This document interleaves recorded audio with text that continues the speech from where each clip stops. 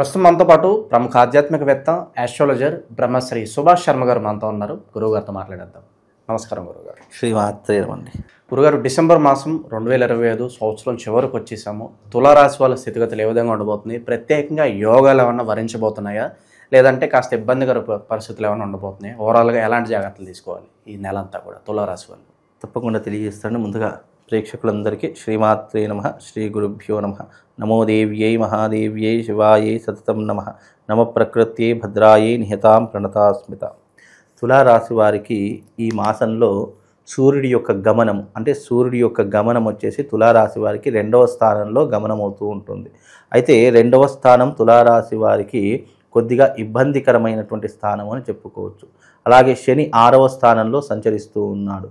కాబట్టి కేంద్రంలో 6వ స్థానంలో శని సంచరిస్తున్నాడు. కాబట్టి తులారాశి వారికి శని బాగా ఉన్నాడు.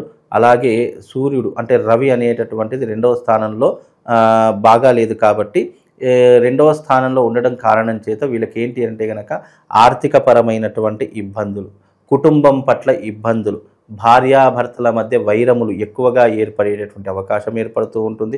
ఎందుకంటే ఈ యొక్క మాసంలో, ఈ యొక్క డిసెంబర్ నెలలో రవితో అంటే సూర్యుడితో కుజుడు ప్లస్ శుక్రుడు రెండూ కూడా కలిసి ఉన్నటువంటి గ్రహాలు. కాబట్టి 2వ స్థానంలో అంటే వీళ్ళ యొక్క తులారాశికి ముందు స్థానంలో ఉన్నటువంటివి ఈ 3 గ్రహాలు కలిసి ఉన్నాయి. కాబట్టి ముఖ్యంగా ఈ యొక్క తులారాశి వారికి వచ్చేటటువంటి ఇబ్బందులు ఏమిటి అంటే వైవాహిక పరంగా ఇబ్బందులు, భార్యతో ఇబ్బందులు, అలాగే ఆర్థిక పరమైనటువంటి ఇబ్బందులు, వివాహముకి ఆటంకాలు, వివాహం కావలసినటువంటి వారికి ఇంకా ఆలస్యం కావడము, అలాగే ఆరోగ్య సమస్యలు రావడము, ఈ రకమైనటువంటి ఇబ్బందులతో ఈ మాసము, ఈ డిసెంబర్ నెల వీళ్ళు ఇబ్బందులు పడేటటువంటి అవకాశము చాలా ఎక్కువగా కనిపిస్తుంది. కాబట్టి ఇలాంటి విషయాలు కాస్త జాగ్రత్తగా ఉండే ప్రయత్నం చేయండి. శని 6వ స్థానంలో ఉన్నాడు. శని 6వ స్థానంలో ఉండడం వల్ల ఏమవుతుంది అంటే కనుక వీళ్ళు ఇలాంటి ఇబ్బందులు పడినప్పటికీ కూడా తొందరగా పరిష్కరించుకోవడానికి ధైర్యము, సాహసాలు ఎక్కువగా ప్రదర్శించబడుతూ ఉంటారు. కాబట్టి ఇలాంటి ఇబ్బందులు ఉన్నప్పటికీ కూడా వీళ్ళకు ధైర్యం జోడవుతూ ఉంటుంది. అలాగే వీళ్ళు చేయవలసినటువంటి కర్తవ్యాన్ని కూడా ఏకాగ్రతతో, చిత్తశుద్ధితో చేస్తారు. కాబట్టి ఇలాంటి ప్రాబ్లమ్స్ కొన్ని అధిగమించేటటువంటి అవకాశము శని ద్వారా ఏర్పడుతూ ఉంటుంది. కాబట్టి జాతకంలో రవి బాగా లేడు, శని బాగానే ఉన్నాడు. తద్వారా వీళ్ళకి ఇంకోటి ఏంటి అంటే కనుక పెండింగ్లో ఉన్నటువంటి పనులు పూర్తి చేసుకోగలుగుతూ ఉంటారు.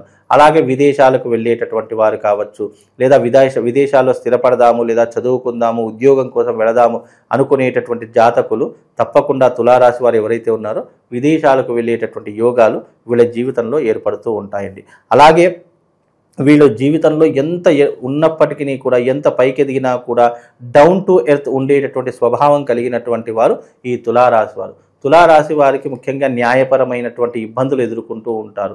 అలాగే న్యాయ వ్యవస్థలో ఎక్కువగా చిక్కుకునేటటువంటి అవకాశాలు, అలాగే ఇబ్బందులు వీళ్ళకి ఎక్కువగా ఉంటూ ఉంటాయి. వీళ్ళు నిక్కచ్చిగా ఉండేటటువంటి స్వభావం కలిగినటువంటి వారు. అలాగే వీళ్ళకు ఏకాగ్రత, చిత్తశుద్ధి చాలా ఎక్కువగా ఉంటూ ఉంటుంది. ముఖ్యంగా ఈ తులారాశి వారికి ఏమిటి అంటే కనుక సుదూర ప్రయాణాలు చేయాలన్నా, దూర ప్రాంతాలకు వెళ్ళాలన్నా వీళ్ళకు చాలా ఇష్టమవుతూ ఉంటుంది. అంటే వీళ్ళకు లాంగ్ జర్నీస్ చాలా ఇష్టమవుతూ ఉంటాయి. అలాగే దేవుడి పట్ల మంచి భక్తి, విశ్వాసం కలిగినటువంటి వారు గాను, అలాగే కుటుంబం పట్ల శ్రద్ధ ఎక్కువగా ఉన్నటువంటి వారు గాను, తల్లిదండ్రులను చాలా ప్రేమగా చూసుకునేటటువంటి స్వభావం కలిగినటువంటి వారు గాను వీళ్ళు జీవితంలో రాణించేటటువంటి అవకాశం ఉంటూ ఉంటుంది. ముఖ్యంగా వీళ్ళు జీవితంలో ఒక 30 సంవత్సరాల వరకు స్థిరపడేటటువంటి అవకాశం కనిపించట్లేదు. 30 సంవత్సరాలు దాటిన తర్వాత జీవితంలో స్థిరపడడం కానీ, ఆస్తులు కొనుగోలు చేసుకోవడం కావచ్చు, లేదా బిజినెస్లు చేయడం కావచ్చు, వ్యాపారాలు చేయడం కావచ్చు, లేదా ఏదైనా వృత్తి వ్యాపారంలో కానీ, ఉద్యోగంలో కానీ వీళ్ళు ఏదో ఒక దాంట్లో చేరడం కావచ్చు, ఇలాంటివి ఎక్కువగా జరిగేటటువంటి అవకాశం తులారాశి వారికి ఏర్పడుతుందండి. ప్రస్తుతం అయితే కాస్త ఇబ్బందికర పరిస్థితులు అయితే కనిపిస్తున్నాయి. సో రికవర్ అవడానికి ఎంత సమయం పట్టొచ్చు అంటారా, మళ్ళీ మంచి గ్రహస్థితి రావడానికి? మళ్ళీ ఇప్పుడు ఉన్నటువంటి మాసం ప్రకారము తులారాశి వారికి ఈ డిసెంబర్ మాసం అనేటటువంటిది అనుకూలంగా లేదు.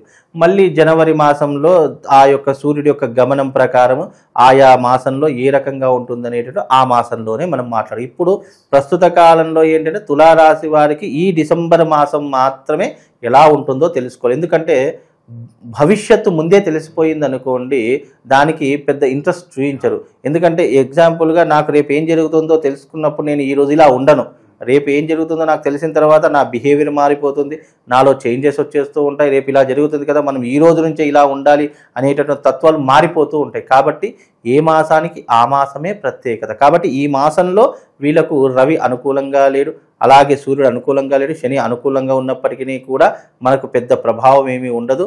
కాబట్టి వీలైనంత వరకు ఈ యొక్క తులారాశి వారికి నార్మల్ స్థానంలోనే ఉంటాయండి. సో ప్రస్తుత కాలంలో అయితే ఈ రిస్క్ తీసుకునే కేబిలిటీ ఏదైతే ఉందో దాన్ని పక్కన పెట్టేస్తే మంచిదంటారా? కొత్తగా ఏదన్నా పర్వాలేదు ముందుకు వెళ్ళిపోదాం, ఏదైతే అదేం తర్వాత చూసుకుందాం అనే మైండ్ సెట్ తీసేస్తేనే బెటర్. ముఖ్యంగా తులారాశి వారికి రిస్కులు చేయడం అంటే చాలా ఇష్టం ఉంటుందండి. వాళ్ళు ఏంటి అని అంటే కనుక ఏదైతే వద్దు అని అంటామో అదే ఎక్కువగా చేస్తూ ఉంటారు. తద్వారా ఏమవుతుందంటే రిస్కులు ఎక్కువగా చేసేటటువంటి అవకాశము, ముఖ్యంగా ఏదైతే మనం వద్దు అనుకుంటామో అలాంటి దాంట్లోనే వీళ్ళు వెళ్ళడము వీళ్ళకి ఎక్కువగా అలవాటు అవుతూ ఉంటుంది. కాకపోతే కొన్నిసార్లు వీళ్ళకి ఏంటి అంటే అదే సక్సెస్గా మారి వీళ్ళ జీవితాన్ని నిలదొక్కునేటటువంటి అవకాశం ఏర్పడుతూ ఉంటుంది. ఒక్కొక్కసారి మిస్ఫైర్ అయ్యేటటువంటి అవకాశం, అంటే తొందరపడి నిర్ణయాలు తీసుకోవడం కానీ, పక్క వాళ్ళ సలహాలు తీసుకోవడం కానీ, ఎవరో అనుకున్నది వీళ్ళు ఆచరించడం కానీ, ఇలాంటివి కొన్ని అనుకోనటువంటి సందర్భాల్లో మిస్ఫైర్ అవుతుంటుంది. మ్యాక్సిమం వీళ్ళు ఎలాంటి రిస్క్ తీసుకున్నా, ఎలాంటి నైపుణ్యం కలిగినటువంటి వారైనా ముందుకు వెళ్ళేటటువంటి అవకాశాలు తులారాశి వారి యొక్క జాతకంలో స్పష్టంగా ఏర్పడతాయి. గురుగారు, ప్రస్తుత కాలంలో అయితే ప్రధాన సమస్యలు మనం చూసుకున్నట్లయితే ఎంత సంపాదించినా కూడా డబ్బులు అసలు రూపాయి చేతులు నిలవట్లేదు, అలాగే మేం పడిన కష్టానికి ప్రతిఫలం దక్కట్లేదు. ఎవరు చూసినా ఇదే మాట్లాడుతూ ఉంటారు. మరి దీని పరిష్కారం ఏంటి? కామన్గా రెమెడీ చాలా మంది ఎన్నో చోట్ల పూజలు చేసే ఉంటారు, అలసిపోయి ఉంటారు. మరి శాశ్వత సొల్యూషన్ ఏంటంటారు దీనికి? నేను వీళ్ళకు ఒక క్షేత్రం గురించి చెప్తానండి. చాలా అద్భుతమైనటువంటి క్షేత్రం. ఎవరైతే తులారాశి వారు ఈ యొక్క రాశి గురించి చూస్తున్నారో వాళ్ళందరికీ కూడా చెప్పేది ఏంటి అంటే ఒక అద్భుతమైనటువంటి క్షేత్రము కామాఖ్య అమ్మవారి యొక్క క్షేత్రం.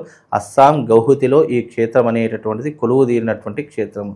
సాక్షాత్తు సతీదేవి యొక్క యోని భాగం పడినటువంటి క్షేత్రము. అక్కడ ముఖ్యంగా విశేషంగా దశమహావిద్యలు ఏర్పడినటువంటి క్షేత్రము. అక్కడికి వెళ్ళినంత మాత్రము చేత వాళ్ళ యొక్క సమస్త పాపములు, సమస్త దుఃఖములు తొలగిపోయి వాళ్ళ జన్మను ఆఫ్టర్ లైఫ్ బిఫోర్ లైఫ్ అన్నట్టుగా మార్చుకునేటటువంటి క్షేత్రము కామాఖ్య అమ్మవారి యొక్క క్షేత్రము.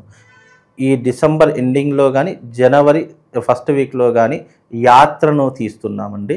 జీవితంలో తులారాశి వారికి ఆర్థిక పరంగా కావచ్చు, కుటుంబ పరంగా కావచ్చు, సంతాన పరంగా కావచ్చు, ఆర్థిక వ్యవహార పరంగా, రాజకీయ పరంగా ఏదైనా ఇబ్బందులు కలిగినటువంటి వారు ఉన్నారు అని అనుకుంటే నాతో పాటు పూజ చేసుకోవడానికి కామాఖ్యకు రండి. అక్కడికి రావడం ద్వారా మీరు ఆ క్షేత్రంలో అడుగుపెట్టినంత మాత్రం చేత సగం పాపాలు దూరం అయిపోతాయి.